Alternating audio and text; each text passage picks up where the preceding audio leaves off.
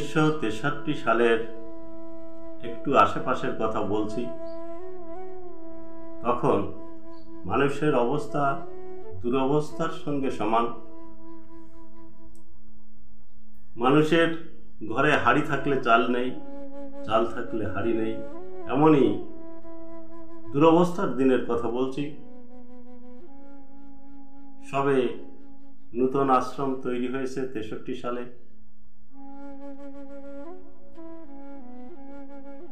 মাত্র 5খানা টিন দিয়ে সন্ন্যাসীদের থাকবার জন্য জায়গা করা হয়েছিল।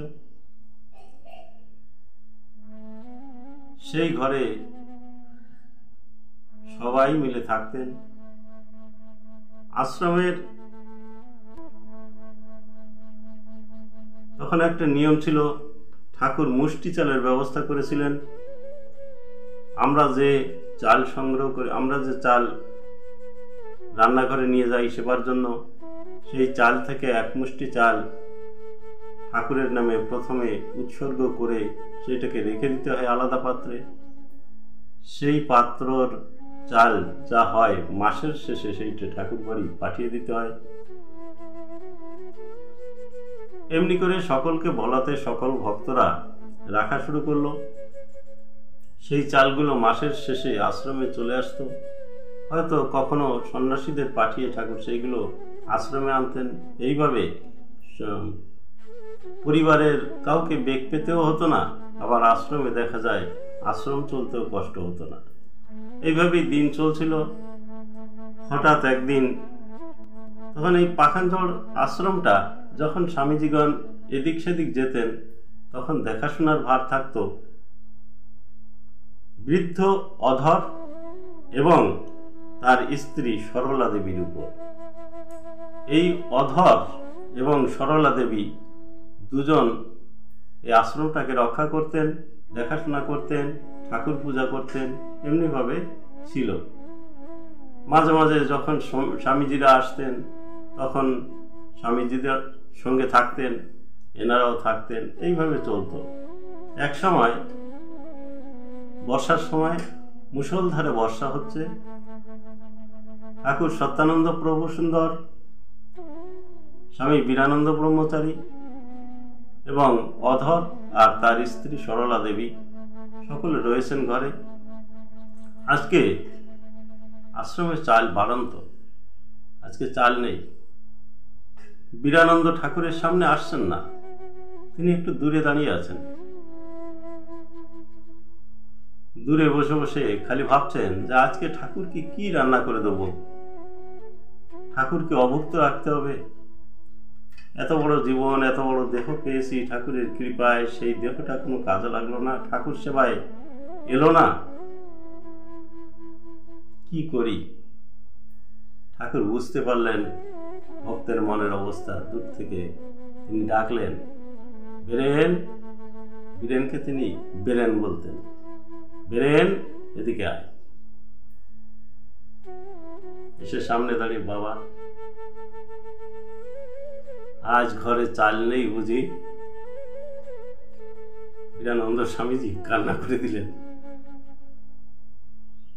ঠাকুর হেসে দিলেন, বাহ, খুব সুন্দর হয়েছে, চাল নেই ঘরে।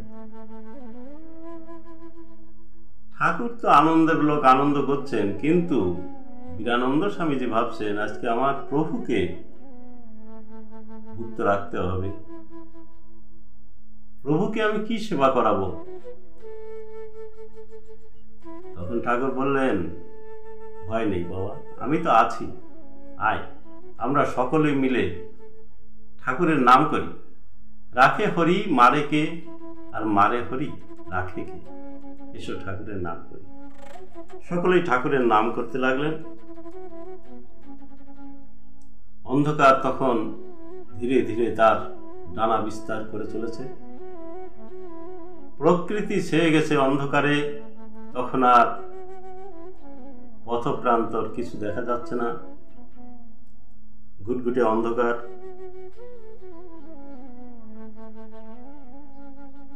তখন ঠাকুর বললেন, অন্যদিকে কান দিও না, ঠাকুরের নাম করো।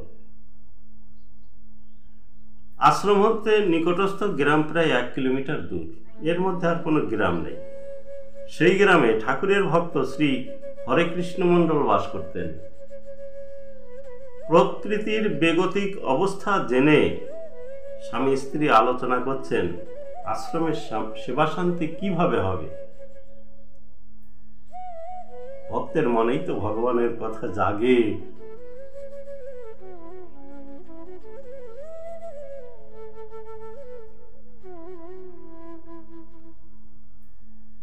তাই ভক্ত দুজন ঘরে বসে ভাবছেন আজকে অবস্থা কি হবে আশ্রমের।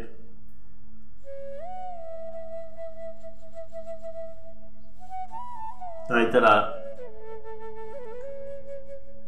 চিন্তা করলেন বাড়ির থেকে রান্না করে নিয়ে গিয়ে ঠাকুরকে এবং ঠাকুরের ভক্তবৃন্দ যারা রয়েছেন সকলকে সেবা করি। তারপর শ্রী ভক্ত বড় একটা গামলায় করে ভাত একটা গামছা দিয়ে ভালো করে বেঁধে মাথায় নিলেন, আর তার স্ত্রী অন্য একটা পাত্র করে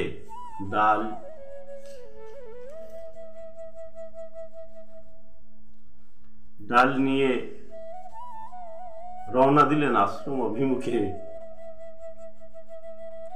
আশ্রমে পৌঁছে ঠাকুরের পা দুখানা জড়িয়ে ধরে তারা কাঁদতে লাগলো, হে ঠাকুর, আমাদের ক্ষমা করো বাবা, জীবনে শুধু তোমার একটুখানি সেবা করা তাও আমরা করতে পারিনি। আমরা বুঝতে পারছি আশ্রমে হয়তো রান্না হয়নি, বর্ষার যা অবস্থা, আর কোনো গৃহীর বাড়ির মতো সুবিধা নেই। চাল ডাল থাকলেও রান্না করা একেবারেই সম্ভব না। এইসব কথা ভেবে সামান্য ডাল ভাত তোমাদের জন্য এনেছি বাবা, দয়া করে তুমি গ্রহণ করো। ঠাকুর মৃদু এসে বললেন,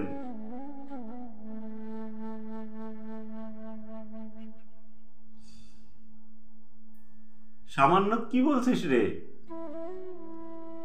সারাদিন পর আজ তোদের হাতের রান্না খাবো। আজ যে আমার কি আনন্দ হচ্ছে তা বুঝিয়ে বলতে পারছি না।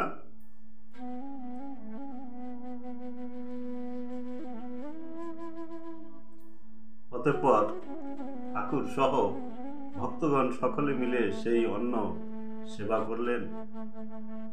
ঠাকুর তাদের আশীর্বাদ করে বললেন, তোদের মঙ্গল হোক মা, ভগবান তোদের মঙ্গল করবেন, জীবনে তোদের কখনোই ভাতের কষ্ট হবে না রে মা। আমি বললাম, এইভাবে সুখ দুঃখের মধ্য দিয়ে তাদের চলতে লাগলো।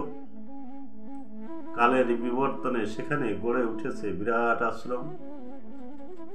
ঠাকুরের যে উদ্দেশ্য ছিল, যা ঠাকুর গুরুচাঁদের মূল চিন্তাধারা, সেই শিক্ষার প্রসার কল্পে তিনি আশ্রম পরিসরের মধ্যে তৈরি করলেন উচ্চ বিদ্যালয়। অন্ধকে আলো দান করলেন, অজ্ঞানকে জ্ঞান দান করলেন, মূর্খকে শিক্ষা দান করলেন। ঠাকুর সত্যানন্দের প্রধান আদর্শ এটাই ছিল।